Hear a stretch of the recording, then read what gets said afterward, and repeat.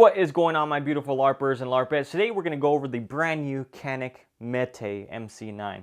Now, you might have seen this on my SHOT Show coverage video. I was talking to my good friend Adam, and to go off of that as well, my relationship with Canik is basically through Adam. Adam works at Century Arms, and we've known each other for many years, and he actually turned me on to these Canik guns just because I didn't really care for them.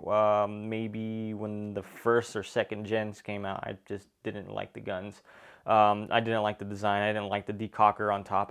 I go over that on my rival video that I posted a while back. But anyways, that is my relationship. Adam's a good friend of mine, and he sent this out for review. No payment was involved, just the gun for free, as well as like this Rival S that I reviewed. But I did buy this Canik. What is this? The TP9 SFX. But getting right into it, guys, what do you get in the box? So you get this nice average hard case. You always get a bunch of parts and pieces and accessories. So you get two back straps, a medium and a large. You get a little cleaning rod here. You get a bore brush here, and you get your takedown tool right here. And the thing that I love most about the accessories is this little guy here, which is your toolkit and your spare screws and stuff like that that are inside of the grip. You have your normal trigger lock that it needs to come with. Then you have this little base plate. That base plate I swapped out for this pinky extension that came in that box. So I swapped those out right when I first got it. But if you don't have that finger extension, it is a flush fit mag right to the bottom. But I want as much leverage as I could get on a tiny little gun like this. And you also get a magazine loader and a 15 round mag. And you also get this little FDE holster. I'm not really too much of a fan of this holster, to be honest, just because of one specific thing. And I'll go over that right now. But you do have a little retention point right here. And you also have these plastic clips right here that clip onto your belt. You can swap them to the other side if you wanted to, so that way you can carry it like outside the waistband. But I did carry this appendix, and I did not like it for appendix carry. So right here, if you can see that it's completely cut off, I prefer a guard just like that on the back end, because when you are holstering your gun and it's super close to your stomach, depending how fat you are, how skinny you are, it might be different for everybody, but I'm a dad now, so I'm gaining a little bit of weight. But my skin was getting pinched every time I was holstering this gun, and it was just super annoying every time I would carry appendix. Usually I prefer something like this where it's a wraparound for appendix carry. So it's nice that they're giving you a holster with it. I just think if they were gonna dedicate this specifically for concealed carry, I would have went with a different style holster, because this whole pancake thing doesn't really work unless you're gonna carry it outside the waistband with like a shirt over it or something like that. Now, moving on to the gun itself, you do get a 3.1 or almost a 3.2. It's a 3.1 inch barrel, and it is chambered in 9mm. I don't know if I mentioned that already. It does come with this dual recoil spring. I don't know if I can pull guns apart on YouTube. I'm still learning this stuff, guys. But moving on to the sights, you do have a front white dot. It's nothing special. It's just a painted white dot on front, and you do have a blacked out rear sight, which I like. I like when it has a blacked out rear and a good visible front sight. And moving back on the slide, you do have a loaded chamber indicator right up there. So whenever you have a round in there, that's gonna flip up just a tad bit to just show you that there's a round in there. You also have a optic cut that is cut for the, I believe, the RMC whatever cut, the micro dots, the micro dots, if you get what I'm saying. If I have one around here, like the one on here on this Sig Macro, those micro dots. Now, I like that they didn't do that whole thing that they usually do, like on this guy, where the rear sight is integrated into the optic plate. I'm glad that you're still able to retain your sights on that optic cut there. Now, as for serrations, you do have pretty aggressive serrations up front. You can do your normal press checks that you need to do, but on the back, they're a little bit smoother than the front. I wish they were a little bit more aggressive like the ones up front here. On the back, it's kind of you can still get a good grip on it, but it's not as good as the front serration. So that's one of the things that I would probably want a little bit deeper for this gun. Now, moving on down to the rail here. Now, this is one of the things that always boggles my mind on other micro guns, is why don't they go this route? Why don't they go the 1913 style route like this, where you have multiple slots? Is it for looks? I mean, Smith & Wesson, nothing. The Springfield Hellcat, you only have one slot right there, which is better than nothing, right? And then you got SIG, where they go ahead and use their own proprietary freaking light rail. But then they went on to the macro, which this is a little bit bigger than any of these here, but you do have a 1913 style there. So kudos to Canik for going this route here, because it's a little annoying when companies do not come out with light rails right off the bat that can fit different lights. Now, obviously, you can't fit like a Surefire X300 on this guy, but you can fit the 1913 TLR7 sub on here. And I believe the TLR7 standard will most likely fit on this guy as well. Does not sit flush, but hey, you have a light. Now, you do have your typical slide stop, slide release that Canik always puts on their guns. If you're looking at this Rival S, it's basically the same thing. This is just a little bit more extended, protruding out from the sides. This is a little bit more flush, which is good because since this is a carry gun, you want to have everything as slim and flush as possible. Moving on to the frame. The frame, you get 3 different back straps. It comes with the small right there. You have a medium and large in there.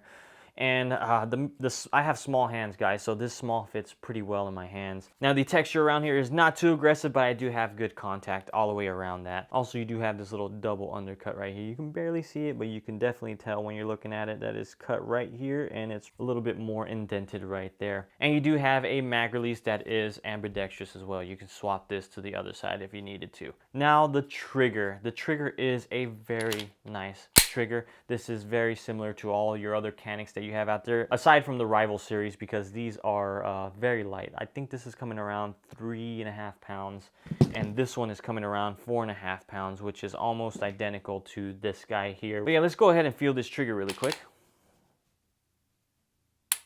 There you go. Reset.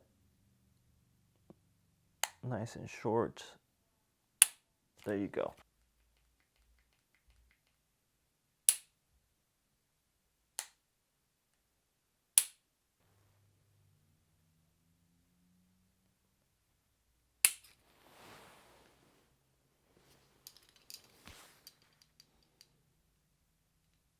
You do not want a extremely light trigger on your carry guns, guys. You don't want to have a accidental discharge right into your pee-pee, right?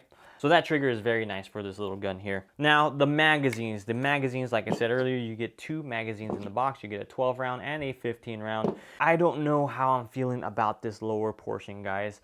Not sure if you've seen my other videos where I check out these micro guns, and I've just never really been a fan of the whole pinky portion being cut off on micro guns. Like this Smith & Wesson Shield cut off, this Hellcat cut off. I get that they're trying to go for as small as possible, but if you're looking at this SIG 365 here, this is the 365 XL, I have a full grip on that guy. Like, yeah, I get a little bit of overhang right here, which is annoying when I reload because sometimes I pinch my hands, but I feel a little bit better reloading like this than I would to take my pinky off and reload like I would have to do on like this Smith & Wesson or this Canik's. Guaranteed, I always pinch the shit out of my fingers when I'm loading. Not a ginormous issue because I can get leverage once the magazine's in there, but for me, I just don't like when a gun's cut like that. But there you go. But on the topic of mags, it's really, really cool that you're able to use the same exact Canik mags that you're able to use in all of your other Caniks, right? So I have like this TP9 over here, an extended magazine. This is an 18 round plus, I don't know, maybe comes out to 20 something rounds. But you can put your other Canik magazines inside of it. Huge plus on that side, because when guns go to these little micro sizes, they have to make specific mags for these little micro guns, but I'm able to use my other Canik mags on this guy, which is a huge, huge plus in my opinion that I can do that, because I do tend to misplace stuff and lose stuff, and last thing I want to do is go to the range and I'm like, oh crap, I forgot to bring my micro Canik mag. So no issue with that.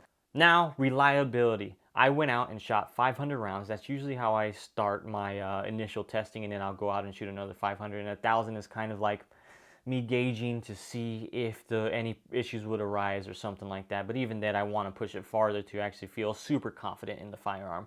But as of now, I start with 500 rounds. And within those 500 rounds, I had no issues whatsoever. And it was a great little shooter, super accurate. I didn't really get it on paper or distance. I feel like that stuff's boring, guys. But if you want to see me shoot little groups and stuff like that, I guess I can do that for you, but I just want to make it more entertaining for you guys than anything.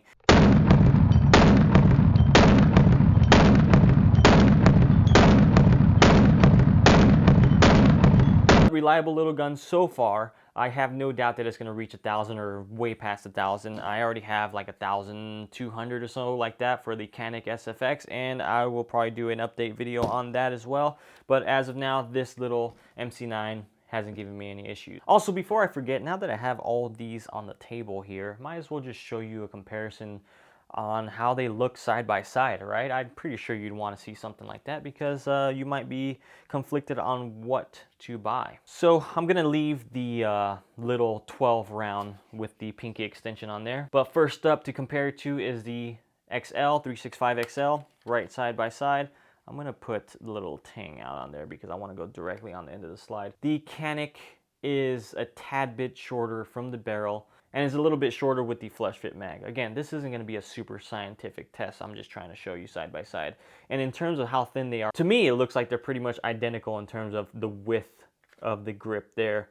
And this is also a 12 round mag on the 365 XL. Now bringing up the Springfield Hellcat with the 13 round mag, I don't know if I have a flush fit mag for this guy. I gotta check. Back of the slide, front of the barrel. The MC9 is definitely a little bit longer than the Hellcat.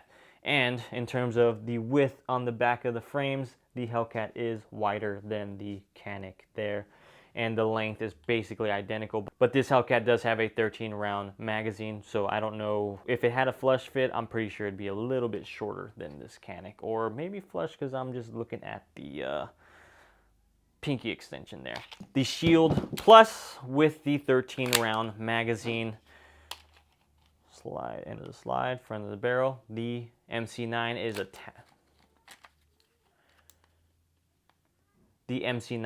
a tad bit longer than the Shield Plus.